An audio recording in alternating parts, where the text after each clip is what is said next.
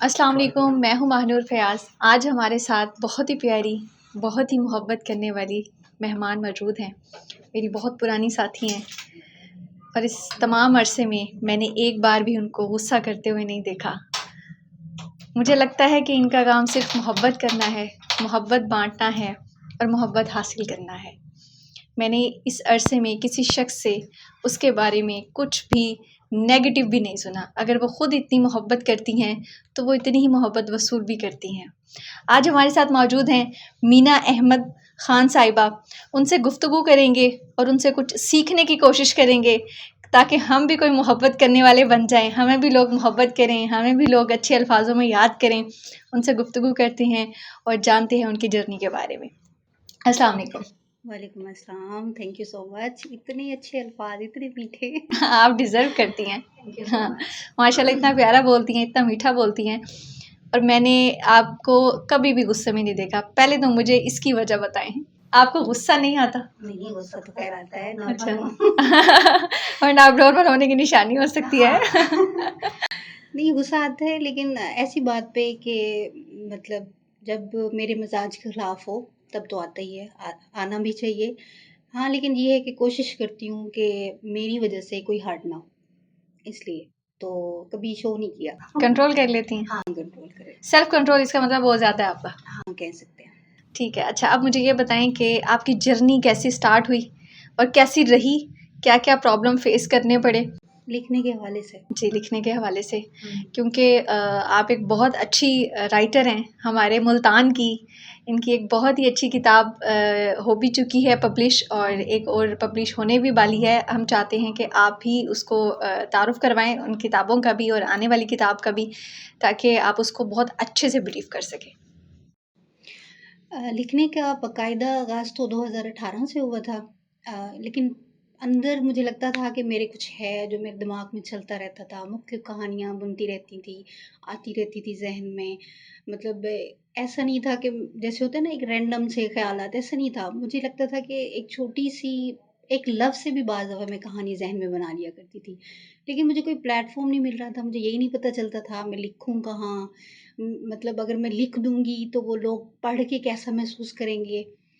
तो मैंने ऐसे ही दोस्तों के मोटिवेट करने पे कि तुम करो तो सही, तुम लिखो तो सही, तो फिर मैंने लिखना शुरू किया। लेकिन इससे पहले एक बैकग्राउंड में ये है कि मेरे उस्ताद मोहतरम सर ज़ीशान कादरी, जब मैं मास्टर्स कर रही थी इंग्लिश में तो वो हमें नॉवल पढ़ाया करते थे। उनके पढ़ाने का अंदाज़ इतना अच्छा था कि मुझे लगता था कि मेरे अंदर की एक राइटर उन्होंने ही जगाई थी।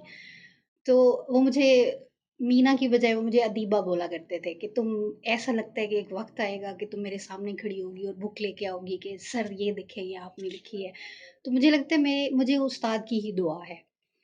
तो मैंने एक अफ़साना तब लिखा था, लेकिन वो इश्क़ हकीकी पे था। ना इतनी एज थी, मैं नहीं समझती कि इश्क़ हकीकी पे लिखना इतना आसान है, लेकिन वो खुद अल्फ़ाज़ लिखती गई और वो इतना प्यारा-सा अफ़साना बना। सर ने बहुत एप्रिशिएट किया, क्लास फ़ेलोज़ ने पढ़ा। उसके बाद बहुत ज़्यादा गैप आ गया, फिर मैं स्टडी में मसरूफ़ हो गई।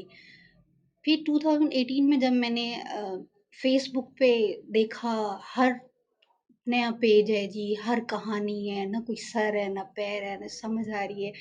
मैं कहती थी यूँ अगर हो जाता अंजाम तो ज़्यादा अच्छा लगता। तो बाज़ दफ़ा डायलॉग नहीं अच्छे लगते थे, बाज़ दफ़ा बैकग्राउंड नहीं पसंद आता था, बाज़ दफ़ा कहती थी ये एंड अच्छा नहीं है और कभी लगता था इतनी वल्गैरिटी नहीं, ऐसा तो होना ही नहीं चाहिए, कच्चे ज़हन ख़राब हो रहे हैं, मतलब इस तरह का। फिर मैंने सोचा कि मुझे कुछ ऐसा लिखना चाहिए कि जिससे मतलब वक़्त भी लोगों का अच्छा पास हो और वो उससे सीखें भी सही। अगर वो मोहब्बत भी करना चाह रहे हैं ना, तो मोहब्बत को वो समझें तो सही मोहब्बत है क्या? मतलब मोहब्बत तो हर बंदा उस पे ज़िक्र करता है जी मुझे मोहब्बत हो गई, मुझे मोहब्बत हो गई। वो तो 2 मतलब केजी के बच्चे को भी मोहब्बत हो जाती है, 2 क्लास के बच्चे को हो जाती है जी। लेकिन समझते नहीं है ना मोहब्बत है क्या? उसकी पाकीज़गी को नहीं समझते। लफ्ज़ को तो बड़े आराम से बोल लेते हैं। तो मैंने नॉवल लिखा और मेरे ज़हन में खुद से ही नाम आ गया जन्नतुल मावा। तो मैंने उस हीरोइन को ये नाम दिया। मेरी जो हीरोइन थी वो माशाल्लाह बहुत ज़बरदस्त हिजाब वाली, मैंने हिजाब को प्रमोट किया कि एक लड़की चाहे जितनी भी खूबसूरत है, उसको खूबसूरत भी लगना चाहिए। अपने किरदार को अगर वो वाज़ेह कर सकती है तो वो कर सकती है अपने हिजाब से। तो उसमें जो एक पॉज़िटिव लेसन दिया गया था वो था हिजाब। दूसरा जो लेसन मैंने दिया वो था मोहब्बत अगर करें तो उसको तकमील तक लाज़मी पहुँचाएँ। आप लाज़मी हासिल करें। मैं इस चीज़ को बिल्कुल भी नहीं कबूल करती कि कोई ये कहे कि मोहब्बत तो है मुझे तुमसे, लेकिन ऐसी नहीं कि हम कभी मिलने वाली नहीं होनी चाहिए। ऐसा नहीं कि भई मोहब्बत हो गई है जी, मिलना ज़रूरी नहीं है। और मैं कहती हूँ मिलना ज़रूरी है। अगर मिलना ज़रूरी ना होता तो रसूल पाक सल्लल्लाहु अलैहि वसल्लम को मिराज के लिए रसूल अल्लाह ताला ना बुलाते। तो मोहब्बत में मिलना बहुत ज़रूरी है। तो ये पैगाम भी मैंने देना था, तो मैंने बहुत पॉज़िटिव वे में दिया। तो माशाल्लाह से जन्नतुल मावा को बहुत पसंद किया गया। जिसने भी लिया वो हर उम्र के लोग ने पढ़ा, छोटी एज से लेकर बड़ी एज तक, इवन मेरे अब्बू ने पढ़ा माशाल्लाह, उन्होंने बहुत एप्रिशिएट किया। उसके फ़ौरन बाद से फिर मैंने मेरी मोहब्बत मेरा फसाना दूसरा नॉवल स्टार्ट किया और वो भी तकरीबन इसी पे था, मतलब मोहब्बत पे ही था, लेकिन उसमें एज गैप था। हीरोइन जो थी वो हीरो से 4 साल बड़ी है, तो इस तरह का वो सेटअप था। तो मतलब इस तरह मैं की मोहब्बतें तो बहुत कामयाब होती हैं जिसमें हीरोइन बड़ी होती है और हीरो छोटा नहीं होता है। कहाँ इस चीज़ को बहुत नहीं, आप नेगेटिव प्रैक्टिकल लिया जाता है। नेगेटिव लिया जाता है, लेकिन अगर हम अपना तजुर्बा देखें तो मुझे लगता है ये कहानी भी बड़ी तकमील तक पहुँचती है। कैसे? जिसमें हीरोइन थोड़ी समझदार होती है ना, वो बड़ी होती है, मैच्योर होती है, उसे चीज़ों को हैंडल करना आता है। क्योंकि अक्सर लड़कियां जो होती हैं वो बावली सी होती हैं, नौउम्र होती हैं, तो उनको ज़्यादा पता नहीं होता कि चीज़ों को कैसे आपने हैंडल करना है, तो वो चीज़ें काफ़ी ख़राब भी हो जाती हैं। तो मैच्योर लड़की जो होती है वो बड़ी बड़ी अच्छे तरीके से चीज़ों को हैंडल करती है, फिर वो मोहब्बत हो या उसकी शादीशुदा ज़िंदगी हो या फिर उसकी जो भी ज़िंदगी है या जो भी मामलात हैं, वो उसे बड़ी अच्छे तरीके से हैंडल कर लेती है। और जैसे आपने बात की कि आप अपनी कहानी में ये पैगाम देना चाहती हैं कि आप हिजाब को प्रमोट करें, ख़ुद भी प्रमोट कर रही हैं और आप आगे भी ये पैगाम लोगों को दे रही हैं कि आप हिजाब को प्रमोट करें।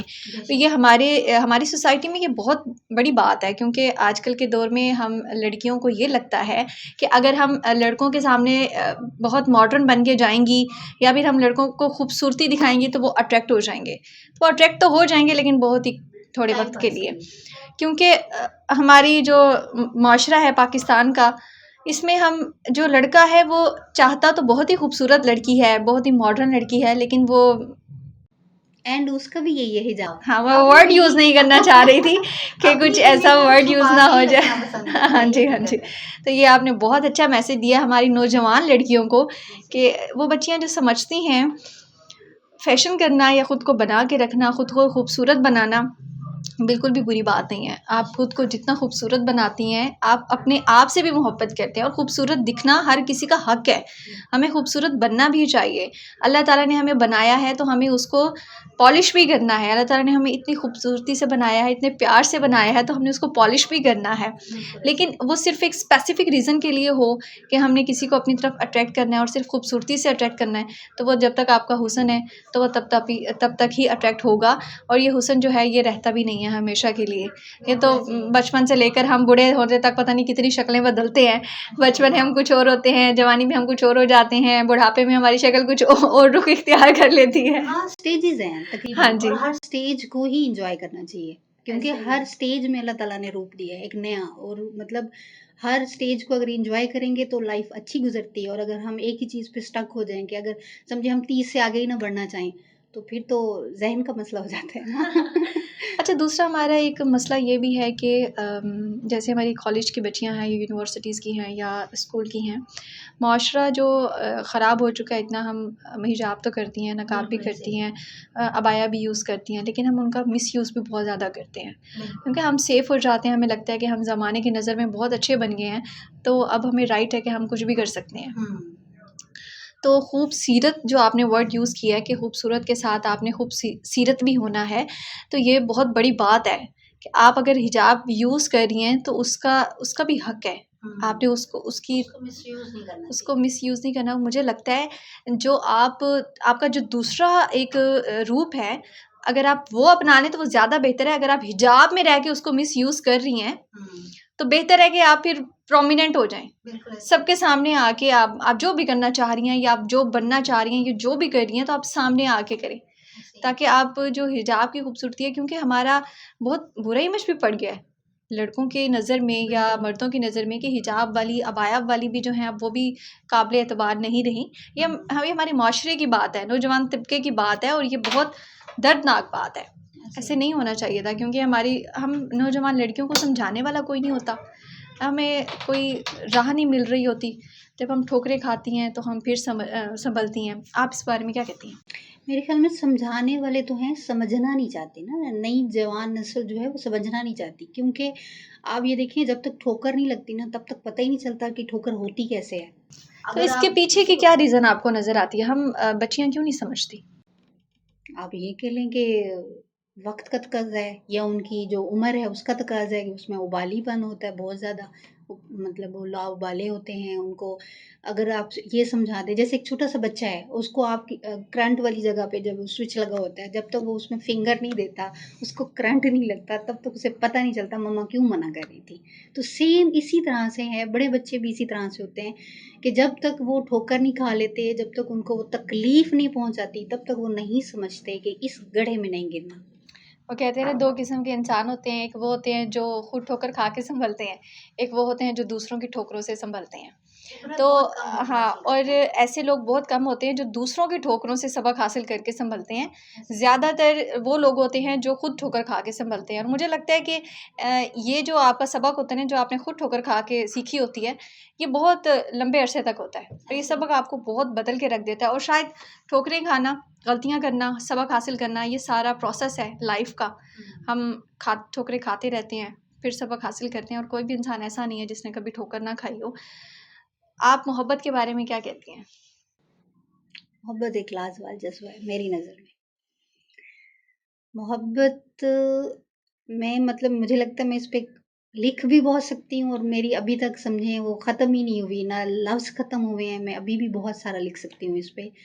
और बोलने को मैं यही कहूँगी कि एक लाजवाब जज़्बा है, एक इल्हामी जज़्बा कह लें आप इसे, कि ये खूबसूरत रूहों पे उतरता है। मुझे लगता है मोहब्बत एक इल्हाम है। इल्हाम, मैं वही तो कह रही हूँ ना, इल्हामी जज़्बा है कि आपके दिल में किसी शख़्स की मोहब्बत को अल्लाह ताला की तरफ से डाल दिया जाता है। अगर आप उसको प्योर तरीके से हासिल करते हैं तो वो बहुत पसंद किया जाता है। अल्लाह ताला कभी भी मोहब्बत के खिलाफ नहीं है। लोग इस पे बहुत सारी नेगेटिव बातें कर जाते हैं कि जी नामहरम और महरम को लेके बीच में बड़ा डिबेट करते हैं उस चीज़ पे।